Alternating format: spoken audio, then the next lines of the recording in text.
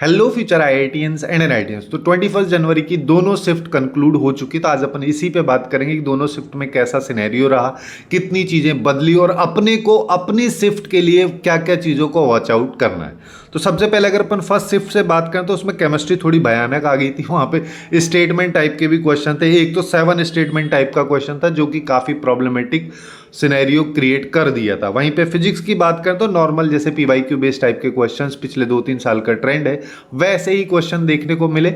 लेकिन मैथ की बात करें तो मैथ हमेशा की तरह पिछले 4-5 साल से जो ट्रेंड सेट कर रखा है उसी ट्रेंड पे बेसिकली एनटीए ने क्वेश्चंस यहाँ पे पूछे थे। Vector 3D, matrices, determinant, set relation, function, coordinate geometry, calculus में डेफिनेट इंटीग्रेशन, यहीं से काफ़ी भर भर के क्वेश्चंस देखे गए थे जो कि थोड़े से लेंदी, थोड़े कैलकुलेटिव थे।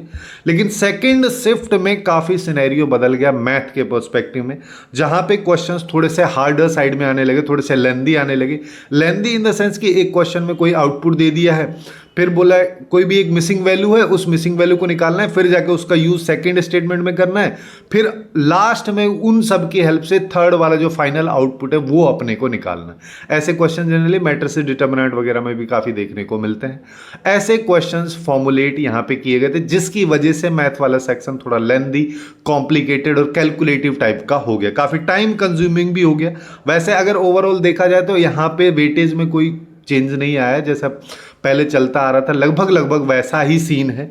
अगर अपन मैथ की थोड़ी स्पेसिफिकली बात करें कि क्या तुम कर सकते हो जिससे कि आगे तुम्हारी शिफ्ट में कोई परेशानी ना हो, तो वेक्टर 3D जो सेक्शन है वो तुमको 100% श्योरिटी के साथ करना ही है, अच्छे से करके जाना है। उसके क्वेश्चंस ही अटेम्प्ट करने हैं कम सबसे पहले, क्योंकि 2 से 3 क्वेश्चन तो यहाँ से आएंगे ही आएंगे, थोड़े से लेंदी रह सकते हैं लेकिन उतना टाइम तो देना ही पड़ेगा मैथ को, तो जिसकी वजह से तुम इन क्वेश्चंस को कर सकते हो। इसके अलावा मैट्रिसेस, डिटर्मिनेंट के जो प्रॉपर्टी बेस्ड क्वेश्चन है, थोड़ा सा प्रॉपर्टीज पे अपने को फोकस करते हुए चलना है। एडजॉइंट वगैरह की प्रॉपर्टीज जो है या कैरेक्टरिस्टिक इक्वेशन वगैरह वाली जो सिचुएशन है उन सबको थोड़ा देखते हुए चलना है। वहां से क्वेश्चंस काफी फॉर्मुलेट हुए हैं। वैसे अगर डिटर्मिनेंट की बात करें तो नंबर ऑफ सॉल्यूशंस टाइप के क्वेश्चन ही पूछे गए जैसा पिछला 2-3 साल का ट्रेंड रहा है, तो उन चीजों को अपने को काफी अच्छे से कर लेना है। उसके अलावा स्टैटिस्टिक्स और सेट्स एंड रिलेशन से दोनों शिफ्ट में एक एक क्वेश्चन देखने को मिला है।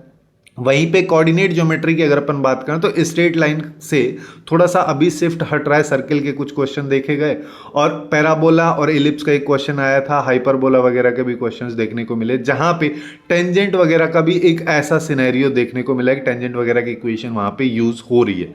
हालांकि वो सिलेबस से एक्सक्लूडेड है बट फिर भी एक बार थोड़ा सा करके चले जाना जिससे कि वो क्वेश्चन ईजिली सॉल्व हो जाए। बाकी घुमा फिरा के करोगे तो क्वेश्चन थोड़ा सा लेंदी हो जाएगा। फाइनली अगर तुम्हारे पास में अभी टाइम है, तुम्हारा शिफ्ट अगर थोड़ी सी लेट है तो तुम पीवाईक्यूज को थोड़ा सा अच्छे से देख लो, 2023, 24, 25 के तो एटलीस्ट देख लो, वापस से रिवाइज कर लो थ्योरी को, फॉर्मूला को। कुछ सेक्शन मैथ में भी स्पेशली जैसे कि परपेंडिकुलर बाइसेक्टर वगैरह टाइप का है, यहां से भी क्वेश्चंस फॉर्मुलेट होते हैं जिनमें जनरली स्टूडेंट्स इनको स्किप कर देते हैं, छोड़ देते हैं कि याद ही नहीं हो पाता है। मेनली कुछ लोगों के साथ तो ये वाली दिक्कत होती है। तो इन सब चीज़ों को देख लो और काफ़ी अच्छे से अपनी प्रिपरेशन को टॉप नॉच रखो और बाकी देख लिया जाएगा।